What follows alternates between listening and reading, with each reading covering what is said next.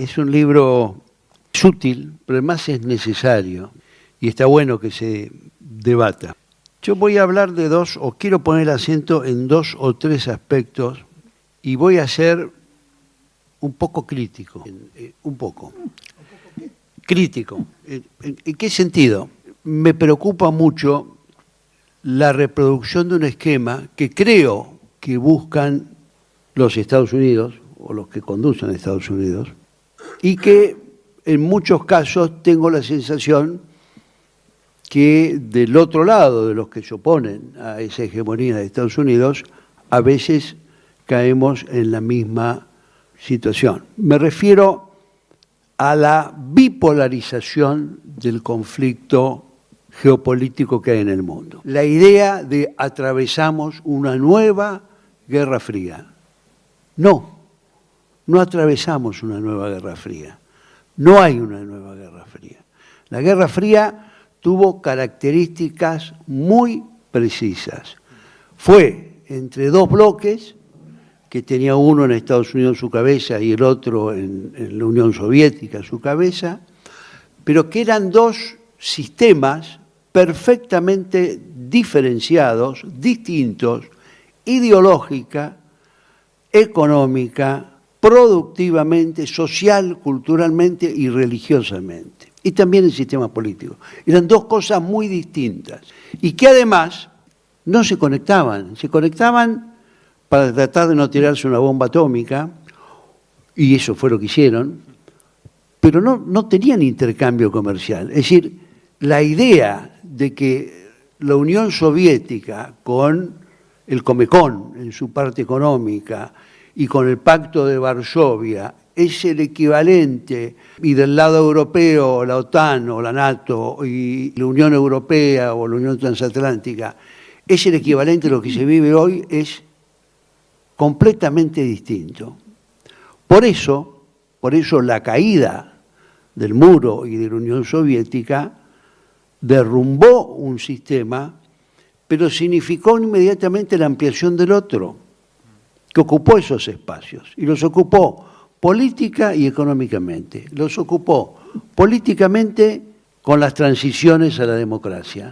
Acá, en nuestra región, pero nuestra región no fue la única que tuvo transiciones a la democracia. Nosotros salíamos de nuestras dictaduras, pero Europa del Este, lo que era parte del bloque socialista, tienen como visión de estos años que ellos han pasado por una transición democrática, se han liberado del sometimiento a la Unión Soviética y han entrado en el neoliberalismo, que era la contraparte.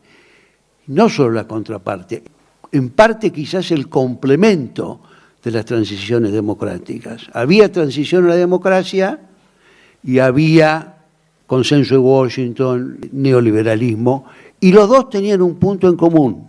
El punto en común era el achicamiento del Estado. El Estado era parte del problema. Y era cierto, el Estado era el que mataba a los ciudadanos, por eso había que limitarlo, y todo el movimiento de derechos humanos se dedicó a limitar la arbitrariedad del Estado y a enjuiciar a sus responsables, pero por otro lado también había la misma visión sobre la economía. Ese Estado hay que achicarlo, decían los neoliberales, y hay que dejar en libertad a la economía. Esas dos fuerzas fueron las que, basadas en una profunda revolución tecnológica, dieron pie a las transformaciones que tuvimos en los años 90 y al unilateralismo de los Estados Unidos. Ese fue el fenómeno. Esa unilateralidad se va agotando. Hay varios momentos para señalar que se agota. Uno puede decir que es cuando el unilateralismo les hace abandonar Naciones Unidas, que cuando la guerra de Irak, la segunda guerra de Irak, pero la verdad es que la fecha clave es el 2008 y la crisis financiera. La crisis económica que se origina en una crisis financiera y donde se decide una cosa extraordinaria, que es hay que salvar a los bancos, y hay bancos tan grandes que no pueden caer, y la gente tendrá que ver cómo se las arregla. Esta es la verdad. Hay dos frases que yo quiero recordar, porque están en la matriz de todo eso, que es una frase de Ronald Reagan, que dice el Estado no es parte de la solución, es parte del problema. Y recordamos esas palabras más recientes, ¿no? Eso lo dijo en los 80, antes de estar totalmente ganado por la enfermedad, por el Alzheimer. Y la otra frase es de la señora Thatcher, que tanto admira a Milei, que dijo, la sociedad no existe, lo que existe son individuos. Esa es la base de este mundo que en el 8 entra en crisis. ¿Por qué entra en crisis en el 8? Porque la financiarización acaba con ese crecimiento o esa expansión, básicamente del comercio, mientras continúa una revolución tecnológica extraordinaria, que es la que da base a esa expansión del comercio y a esa legitimidad del neoliberalismo, porque si queríamos tener teléfono tenías que comprarlo en un señor que hacía los teléfonos en una parte del mundo. O sea, materialmente, la concentración de la revolución tecnológica en los primeros años llevó a un fenómeno que continúa y que es la concentración de la riqueza y el crecimiento de la desigualdad. Y yo digo esto porque me parece que esos dos problemas están en todo. El 2008 obligó a crear el G20, que en realidad es la prueba de que el G7 no podía conducir el mundo. O sea, los grandes desarrollados de Occidente no podían conducir más el mundo. Entonces formaron el G20, que tampoco lo conduce, pero al menos no los deja tan en soledad y tan manifiestamente fuera de todo. Lo que quiero señalar con esto es que tenemos dos problemas, que es un problema entre naciones, entre el sur global y el occidente en relativa decadencia, y eso produce desigualdad y produce dos campos muy claros, pero tenemos ese mismo conflicto al interior de todos los países, de los países en desarrollo, del sur global, pero también de los países desarrollados. La fractura en Estados Unidos, que lleva al segundo triunfo de Trump, es el agravamiento de la fractura que ya existía cuando ganó Trump. Y si Trump es más exagerado, más vehemente, quiere ser papa, quiere comprarse Groenlandia, ocupar Canadá y todas esas cosas ridículas que dice, es porque esa crisis es más profunda. Y entonces tenemos una doble crisis y la aparición como solución de los gobiernos de ultraderecha, de un nacionalismo, no me gusta llamarlo fascista porque el fascismo tenía una particular relación con el Estado, con las corporaciones, pero digamos que hay elementos fascistoides de lo que habitualmente decimos, sí. Entonces tenemos varios problemas. Frente a eso, yo creo que no tenemos que dejarnos encerrar en el esquema de Guerra Fría China-Estados Unidos, porque Estados Unidos nos quiere llevar a eso. Y hay que resistirse. ¿Por qué hay que resistirse? Primero porque no es cierto. El mundo está en una tendencia a la multipolaridad. Y ya que hablamos de Mar del Plata 2005, esa fue la razón de que nosotros no aceptamos. Esa fue la razón que nosotros no aceptamos. Porque decíamos, no tenemos que subordinarnos a una potencia que hoy domina todo, pero que nosotros creemos que va a haber una multipolaridad en unos años.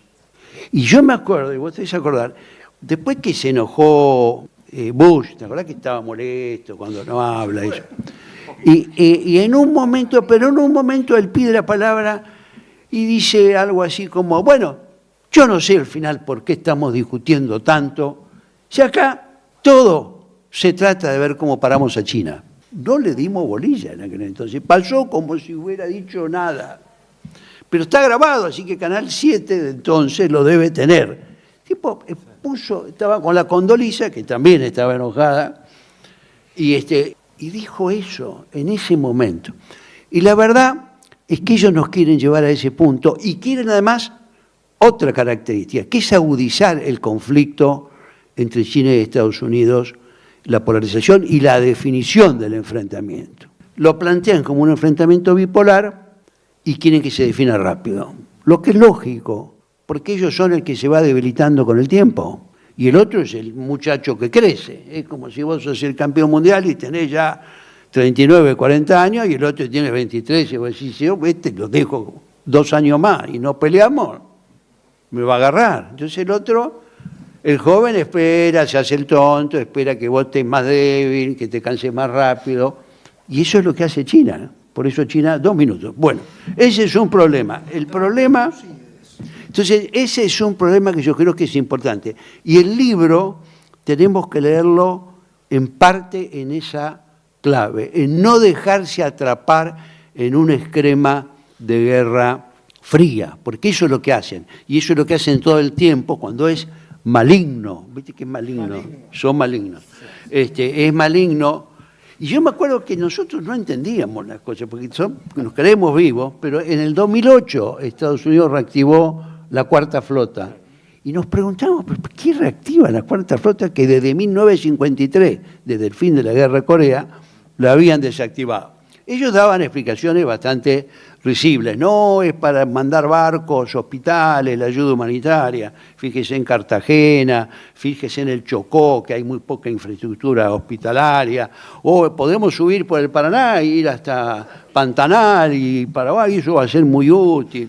Todos desconfiábamos, pero no entendíamos bien por qué. Eso sucede porque el Atlántico Sur, las islas, el paso interoceánico y la Antártida están teniendo y van a tener cada vez una mayor jerarquía e importancia geoestratégica a medida que avance el ciclo. Entre otras cosas, por los nódulos minerales, por el subsuelo con hidrocarburos y gas, por los recursos naturales, bueno, por todo lo que sabemos. Entonces, estamos en un lugar complejo. La otra observación, y ahí termino definitivamente, es que, ¿saben una cosa? Yo creo que el término Nuestra América es viejo.